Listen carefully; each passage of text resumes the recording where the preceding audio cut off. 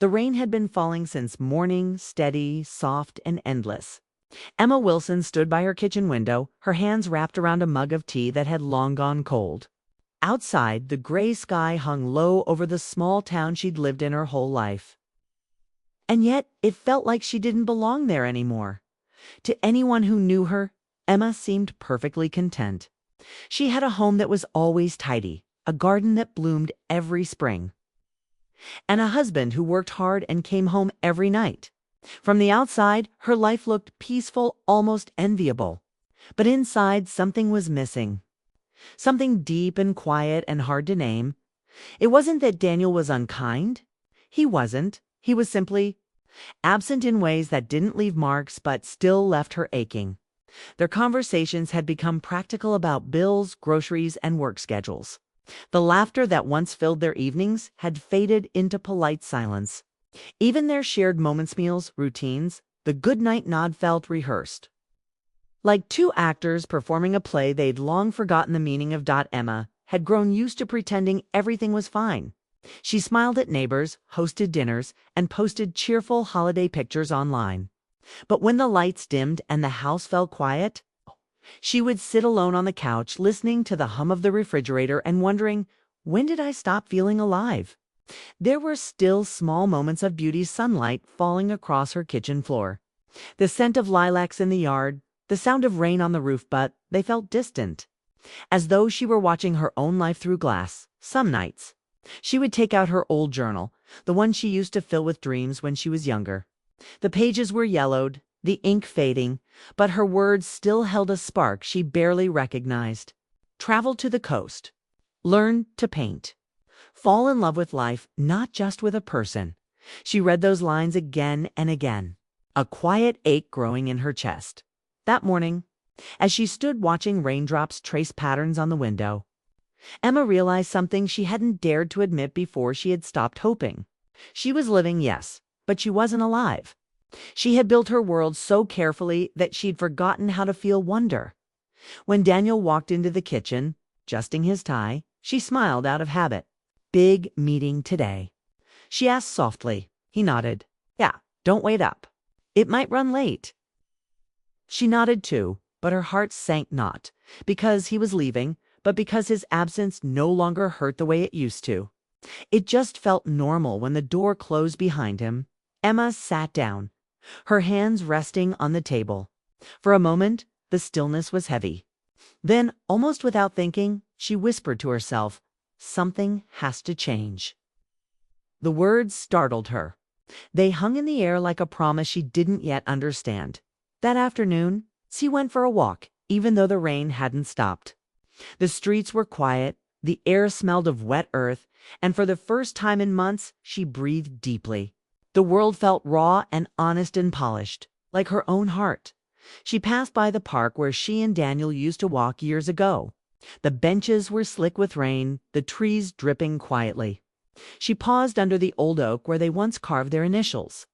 The letters were still there, faint and worn. A tear slipped down her cheek, not from sadness alone, but from recognition. She was grieving a version of herself she had lost somewhere along the way. As the rain softened, a gentle wind brushed her hair back and Emma closed her eyes.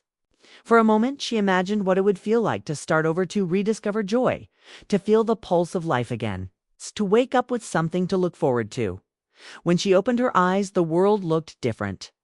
Still gray, still quiet, but full of possibility. Emma didn't know what came next. But she knew this much. She couldn't keep living behind the glass. Something inside her had begun to stir. Small but certain. It was the beginning of change. And though she didn't realize it yet, this was the day her heart began to find its way back to life. The next morning, sunlight slipped through the kitchen blinds, warming the wooden floorboards. Emma sat with her tea again, staring out at the garden. The rain had stopped, but the earth smelled of memory, fresh, damp, and strangely alive. She thought of the years she and Daniel had shared, and a bittersweet smile touched her lips. It hadn't always been quiet. Once their home had been filled with laughter that echoed from the kitchen to the bedrooms. Emma remembered the evenings when Daniel would cook while she hummed in the background. their clumsy teamwork turning meals into something magical. She could still see his crooked smile when she'd accidentally burned the toast. The warmth in his eyes softening any annoyance. Weekends had been their sanctuary. They would drive with no particular destination, windows down, music spilling into the air. On long stretches of highway, they'd talk about everything: dreams, fears, silly plans they would never actually follow through with. Emma remembered how it felt to hold his hand across the console, a simple touch that made her feel grounded in the world. But over time, the quiet had grown louder than the laughter. Responsibilities multiplied, small frustrations festered, and words once spoken freely became weighed with caution. Misunderstandings lingered longer. Apologies became harder to find, and the space between them widened. Emma had tried to bridge it, to reach him, to remind him and herself of what they once shared. But sometimes love alone wasn't enough to fill a void that had been silently growing for years. Despite it all, Emma couldn't erase the memories of what they had built together. They were stitched into the walls of the house, in the grooves of the floor, in the scent of his cologne lingering on the coat rack. She remembered the night Daniel had surprised her with tickets to the art exhibits she'd dreamed of visiting since college. How his eyes had shone brighter than the paintings, proud to see her happy. Those small acts of care had once made her heart soar as she walked through the garden. Brushing her fingers against the leaves wet from last night's rain, Emma felt the tug of nostalgia. She knew why they had grown apart. It wasn't hate or cruelty or lack of love. It was life. Work, unspoken frustrations, the slow erosion of attention. And yet the bond they had formed was real, enduring beneath the surface like roots hidden under the soil, ready to anchor again if nurtured. In the quiet of the morning, Emma allowed herself to remember the simpler, softer moments: Daniel reading to her on rainy afternoons, their shared silence while watching old movies, the way his laugh had once filled her heart with joy. Each memory was a gentle reminder of who they had been, and a hint of the love that still lingered somewhere in the background, waiting not to rekindle what had faded, but to teach her the value of connection and presence. Later that day, she decided to take a walk in the park, the same one they had visited years ago. The path was lined with oaks and maples, leaves crunching softly underfoot. She found herself pausing at the bench where they had once shared long talks about the future. Dreams sprawling across the pages of their lives like ink on paper. Sitting there, she traced the carved initials they had made when the world seemed infinite and forgiving. Emma realized that while the bond had changed, it had never fully disappeared. She carried it with her, an echo of laughter, a reminder of gentle touches, a soft whisper of shared dreams. It wasn't bitterness she felt now. It was gratitude tinged with longing. She understood that connection wasn't only about proximity or everyday rituals. It was about the small, unforgettable moments that had shaped her heart. And as the wind rustled the trees above, Emma felt a stirring inside her, quiet, tender, and steady. It was a whisper of hope, a promise that even in change, even in separation, bonds of love and memory could guide her forward. She stood, brushing leaves from her coat, and for the first time in months, felt the possibility of joy not tied to the past, but flowing naturally from who she was becoming. Her heart, fragile yet resilient, was learning that love and longing could coexist with growth and self-discovery, and that sometimes the past was a guide, not a chain. The weeks after her walk in the park were filled with quiet discoveries. Emma had begun to notice the little joys that had once been invisible: the soft hum of morning birds, the smell of fresh bread from the bakery on the corner, the way sunlight poured golden through her living room window. Life had started to feel lighter, not because everything had changed, but because she had. One Saturday morning, Emma decided to visit the small farmers market downtown. The air was crisp, filled with laughter, the scent of flowers, and the faint spice of autumn apples. She wandered past stalls of pumpkins, jars of honey, and baskets of bright vegetables, feeling a small thrill at the vibrancy around her. It was here, among the ordinary bustle of life, that fate quietly stepped in. At the corner of the market, a familiar voice called out her name. Emma. She turned, her heart catching in her chest. There he was, Daniel holding a bag of apples, wearing a soft navy sweater, looking older, quieter, and somehow gentler. Their eyes met, and for a moment the years fell away. The awkward distance that had grown between them melted into something fragile, yet undeniable. Daniel.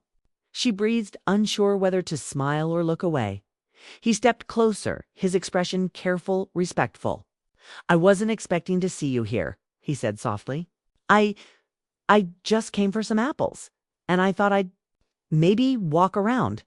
Emma nodded, realizing that the conversation she had long avoided was no longer about confrontation, blame, or regret. It was about recognition, seeing the person who had once held her heart, and acknowledging what had been lost. And what remained? They wandered slowly among the stalls, speaking in soft, measured tones. Daniel asked about her life, her routines, her art. Emma shared her recent walks, her rediscovered joy in painting, the small changes she had made to reclaim her own time and happiness.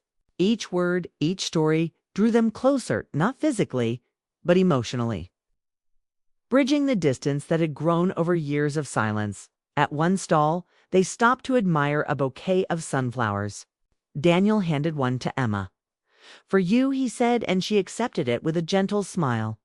It was a simple gesture, yet it carried a depth of unspoken meaning and acknowledgement of shared history, of love remembered, and respect for the lives they now led apart. As they continued through the market, the conversation shifted to memories, the long drives, rainy afternoons spent reading, quiet evenings laughing over burnt toast. There was a warmth in remembering those moments, a bittersweet sweetness that filled the spaces between them with something tender and real. Emma realized that the spark they shared hadn't been extinguished by time or distance. It had merely transformed. It was no longer the urgent, all-consuming flame of young love, but a steady, resilient glow, a reminder of connection, intimacy, and the beauty of shared life. By the time they parted that morning, the sun was high, casting gold across the market. Emma felt a strange mix of hope and contentment. They weren't starting over in the way they once had imagined. They weren't reclaiming what had faded, but they had discovered something perhaps even more valuable: the possibility of understanding, forgiveness, and the gentle rekindling of a bond built on respect and shared history. As she walked home, holding the sunflower Daniel had given her, Emma felt a quiet certainty settle in her chest. Life had a way of circling back, not to trap her in the past, but to remind her of the strength and beauty that had always been hers. And in that moment, Emma understood that being stronger didn't mean leaving love behind, it meant carrying it forward, in all its quiet, enduring grace. It was not just a reunion of hearts, but a reunion with herself,